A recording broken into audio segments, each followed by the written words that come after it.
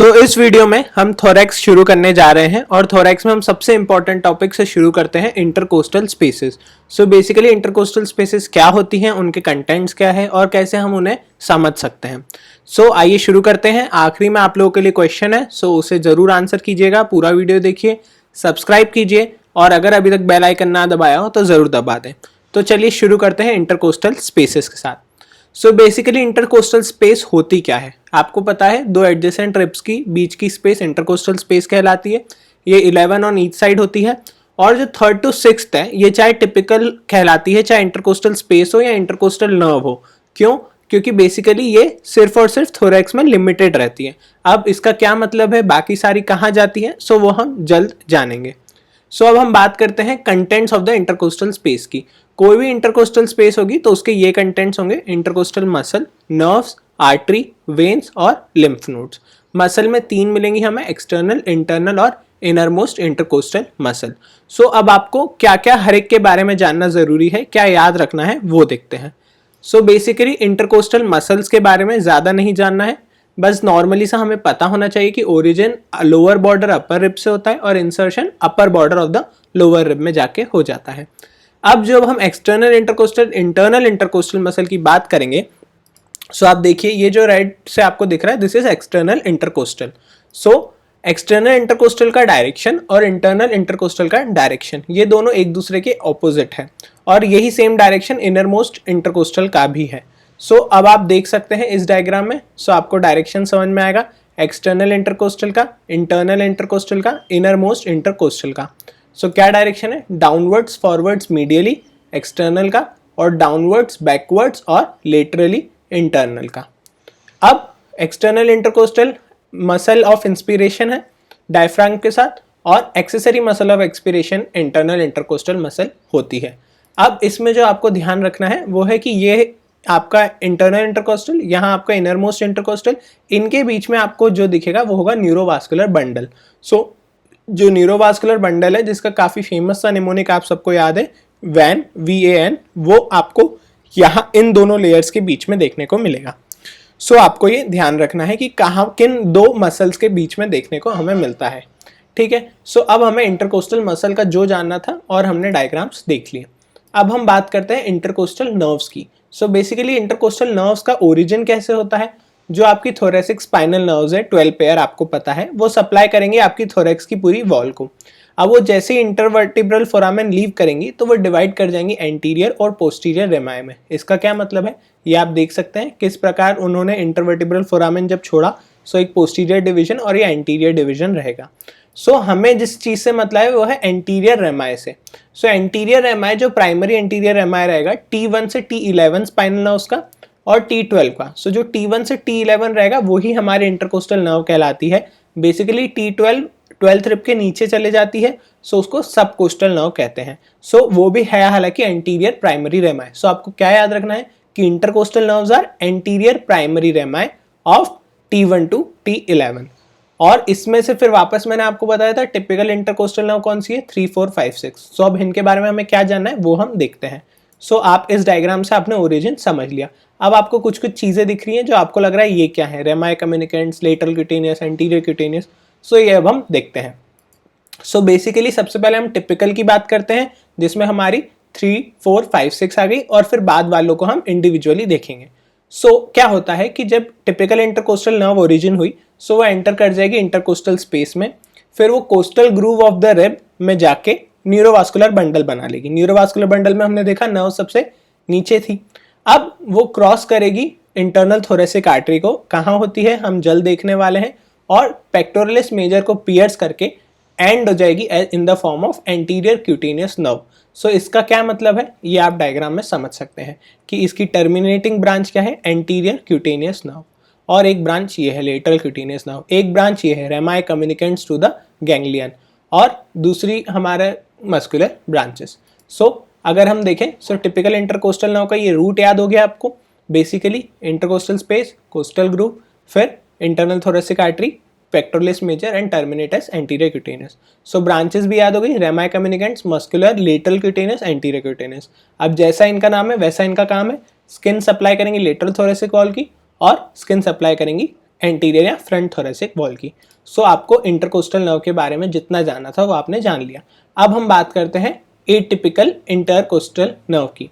सो atypical intercostal nerves में आपको क्या ध्यान रखना है, बची हुई सारी नर्व। सो थोड़ा थोड़ा सबके बारे में जानते हैं। फर्स्ट इंटरकोस्टल नर्व आपको बहुत अच्छे से पता होगी कि C8 के वेंट्रल रेमाई को ज्वाइन कर लेती थी और लोअर ट्रंक बनाती थी ब्रेकियल प्लेक्सस का।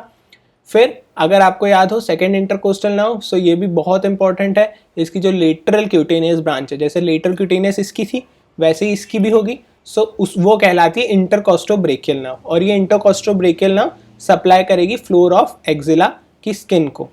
और 7 to 11 थोरेको एब्डोमिनल नर्व्स कहलाती हैं। आप समझ सकते हैं कि एब्डोमिन में भी इनका पाथवे रहेगा। सो ये हो गया एटिपिकल इंटरकोस्टल नर्व्स के बारे में। सो कुल मिला के हमने टिपिकल और एटिपिकल इंटरकोस्टल नर्व्स देख ली। अब हम बात करते हैं इंटरकोस्टल आर्टरीज की। सो इंटरकोस्टल आर्टरी बेसिकली एंटीरियर और पोस्टीरियर है। अब दो इंटरकोस्टल आर्टरी होती है हर इंटरकोस्टल स्पेस में, और ये सिर्फ ये एंटीरियर इंटरकोस्टल की बात हो रही है, दो होगी हर स्पेस में और सिर्फ अपर 9 इंटरकोस्टल स्पेस में ही होगी। एक्चुअली जो 10th और 11th इंटरकोस्टल स्पेस है वो इतना फॉरवर्ड एक्सटेंड ही नहीं कर पाती कि उनमें एंटीरियर इंटरकोस्टल आ पाए। कहाँ से आती है फिर आने की बात है तो ओरिजिन देखेंगे। सो बेसिकली ओरिजिन पढ़ने से पहले आप ये डायग्राम देखिए। सो ओरिजिन आप कैसे याद रखेंगे, बेसिकली यहाँ से आपकी जो internal thoracic internal mammary artery आई है वही फर्दर कैरी करेगी, और वो एक लेवल पे जाके दो ब्रांचेस में बट रही है। आप देख सकते हैं मस्कुलोफ्रेनिक ये आई, और यहाँ से मस्कुलोफ्रेनिक और सुपीरियर एपिगैस्ट्रिक। तो सुपीरियर एपिगैस्ट्रिक तो यहाँ याद नहीं रखना है हमें, मस्कुलोफ्रेनिक याद रखना है और इंटरनल थोरेसिक याद रखना है। सो जो फर्स्ट 6 स्पेस है उनमें इंटरनल थोरेसिक, और उसके बाद वो डिवाइड हो जाती है तो मस्कुलोफ्रेनिक संभालेगी 7th to 9th को। ये आप देख सकते हैं किस लेवल पे डिवाइड हो रही है। So 7th to 9th is by musculophrenic. So मेरे ख्याल से ये आपको याद हो गया। अब हम बात करते हैं पोस्टीरियर इंटरकोस्टल आर्टरीज की। पोस्टीरियर इंटरकोस्टल आर्टरीज का क्या मतलब है, बेसिकली ये भी 11 पेयर्स हैं पर ये 1 in each स्पेस है। पहली चीज ये सारी स्पेसेस में है, वो 9 स्पेस में थी, और ये 1 in each है, वो 2 in each थी। अब बात करते हैं इनके भी ओरिजिन की। सो इनका ओरिजिन कैसा रहेगा, इनके ओरिजिन में आपको बस इतना याद रखना है कि जो अब आप देखिए थोड़ा सा डायग्राम, वो डायग्राम जो देखा आपने ये देखिए उसको एक मैग्नीफाइड। सो कोस्टो सर्वाइकल ट्रंक जो आपको पता है, सो कोस्टो सर्वाइकल ट्रंक आप अगर विजुअलाइज करेंगे तो आप सोच पाएंगे कि हाँ ये ज़्यादा दूर तक नहीं जा पाएगा।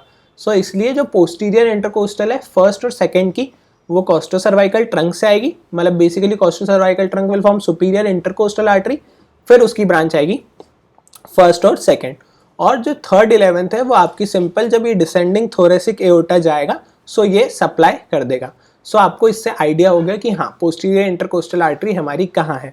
अब बात करते हैं हर चीज़ का clinical correlation. So coarctation of aorta narrowing आपको पता होगा। सो उसमें बेसिकली ये पोस्टीरियर इंटरकोस्टल आर्टरी ही एनलार्ज हो जाती है, और फिर notching of the ribs phenomena जो हम आगे भी चल के अभी हार्ट में देखेंगे, सो वो इन्हीं के कारण होता है। सो आपको पोस्टीरियर इंटरकोस्टल आर्टरी का भी ओरिजिन आ गया, एंटीरियर इंटरकोस्टल आर्टरी का भी ओरिजिन आ गया। अगर आपको ये अच्छे से याद है सो इंटरकोस्टल वेन्स आपके लिए काफ़ी आसान हो जाता है। Anterior intercostal veins same to same आपका इंटरकोस्टल आर्टरी के जैसा होगा, मतलब each intercostal space will have 2 anterior intercostal vein and 1 posterior intercostal vein. ठीक है, जैसा आर्टरी का था वैसे ही। और जैसे आर्टरी वो ट्रिब्यूटरीज जो इनकी रहेगी ड्रेनेज की वो सेम रहेगी जैसे ब्रांचेस ऑफ द आर्टरी। मतलब अपर 6 स्पेस में एंटीरियर इंटरकोस्टल आर्टरी किससे आ रही थी, इंटरनल थोरेसिक आर्टरी से। सो ये इंटरनल थोरेसिक वेन में जाएगी और नीचे वाली फिर मस्कुलोफ्रेनिक वेन में जाएगी। सो एंटीरियर इंटरकोस्टल तो सेम है। पोस्टीरियर इंटरकोस्टल में बेसिकली जो मोड ऑफ ड्रेनेज है वो इंटरकोस्टल वेन का डिफर करता है राइट और लेफ्ट साइड पे। राइट में अलग कहानी है, लेफ्ट में अलग कहानी है। सो इसे हम कैसे समझ सकते हैं, कैसे थोड़ा रिलेट करके याद रख सकते हैं, बेसिकली उसके लिए आपको ये डायग्राम देखना पड़ेगा। सो ये डायग्राम क्या कहता है हम इसको समझते हुए चलते हैं। सो बेसिकली राइट की यदि हम बात करें तो फर्स्ट ड्रेन करेगी राइट ब्रेकियोसेफेलिक, फर्स्ट इधर भी ड्रेन करेगी लेफ्ट ब्रेकियोसेफेलिक। सो फर्स्ट में आपको याद ज़्यादा नहीं रखना है, और आपको पता भी है कि ब्रेकियोसेफेलिक ऊपर रहेगा, सो इसलिए सीधे वो राइट और लेफ्ट ब्रेकियोसेफेलिक हमें इंडिविजुअली फर्स्ट ड्रेन कर जाएगी। अब उसके बाद सेकंड थर्ड फोर्थ आप देख सकते हैं दोनों केसेस में सेकंड थर्ड फोर्थ एक कॉमन कुछ बन रहा है और उधर से निकल रही है। तो इसका क्या सिग्निफिकेंस है, बेसिकली सेकंड थर्ड फोर्थ आपको ध्यान रखना है कि यहाँ पे राइट सुपीरियर इंटरकोस्टल वेन, जैसे हमने देखा था वहाँ पे superior intercostal artery. Superior intercostal artery कौन बना रहा था हमारा, कोस्टो सर्वाइकल ट्रंक। वो हालांकि सिर्फ फर्स्ट और सेकंड के लिए था, पर उससे आप याद रख सकते हैं कि सेकंड से रिलेटेड है और 2 to 4 है यहाँ पे, सो राइट सुपीरियर इंटरकोस्टल वेन बनाएंगे और फिर अल्टीमेटली ये एजाइगस में ड्रेन करेगी। ये आपकी पूरी एजाइगस चली आ रही है। सो इधर भी आपको ऐसे ही याद रखना है कि यहाँ पे क्या बनेगी, लेफ्ट सुपीरियर इंटरकोस्टल वेन। पर यहाँ पे एजाइगस की कहानी नहीं है, यहाँ एक्सेसरी और हेमी एजाइगस है। सो वो बाद में देखेंगे, पहले आप इसको लेफ्ट ब्रेकियोसेफेलिक में ही ड्रेन करा दें। सो ये आपकी अल्टीमेटली लेफ्ट ब्रेकियोसेफेलिक में ही ड्रेन कर गई। सो अब यहाँ से एक्सेसरी हेमीजाइगस की कहानी कब शुरू होगी, जब यहाँ एजाइगस की कहानी शुरू होगी। सो एजाइगस प्रॉपर यहाँ पे कब कहलाएगा, 5th to 11th। सो आपको इसलिए याद रखना है कि 5th to 11th इधर प्रॉपर एजाइगस की बात है और 12th जो आपकी सबकोस्टल है वो भी एजाइगस है। सो यहाँ पे भी अब एजाइगस से रिलेटेड कुछ टर्मिनोलॉजी आएगी और वो आएगी एक्सेसरी हेमी एजाइगस और हेमी एजाइगस। सो बेसिकली आपको अब उसको, अब हेमी है तो मतलब कहीं ना कहीं आधा है। सो एजाइगस अकेली पूरा ड्रेन कर रही थी, तो ये अकेली तो नहीं कर पाएगी, तो इसको आप 2 में बांट दें, 5 to 8 और 9 to 11। 3 आ गए इसमें। सो 5 to 8 9 to 11 में बांट दिया आपने और पहले एक्सेसरी एजाइगस में दे दिया, दूसरा फिर हेमी एजाइगस में दे दिया। सो ये सॉरी यहाँ पे एक्सेसरी हेमी एजाइगस आएगा।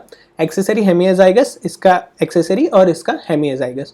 सो बेसिकली आपको 5th to 8th का ड्रेनेज समझ में आ गया और आगे की 9 to 11th, इनफैक्ट 12th भी जैसे हमने यहाँ देखा वैसे ही हेमी एजाइगस में ड्रेन करेगी। सो आपको एक बार बस विजुअलाइज रखना है इस डायग्राम को और फिर आपको ये चीज़ याद रहेगी। सो अल्टीमेटली हमने इंटरकोस्टल स्पेस में सब चीज़ देख ली है, मसल देखी, नर्व देखी, आर्टरी देखी और अब वेन्स भी देख ली हैं। वेन्स को और अगर आप देखना चाहें तो आप सारी वेनेज सिस्टम इसमें देख सकते हैं, कहाँ हमें एजाइगस दिख रही है, कहाँ हमें हेमी एजाइगस दिख रही है। और ये उसी को आप नीचे भी जब हम डीप में एजाइगस को पढ़ेंगे सब हम देखेंगे। सो अभी क्वेश्चन की बात है। सो अगर अच्छा लगा हो वीडियोस अपने दोस्तों के साथ शेयर कीजिए और लॉकडाउन में भी लर्निंग सबके लिए ईजी बनाइए और जल्दी से कमेंट बॉक्स में आंसर कर दीजिए। Thank you, stay safe, stay healthy and keep learning.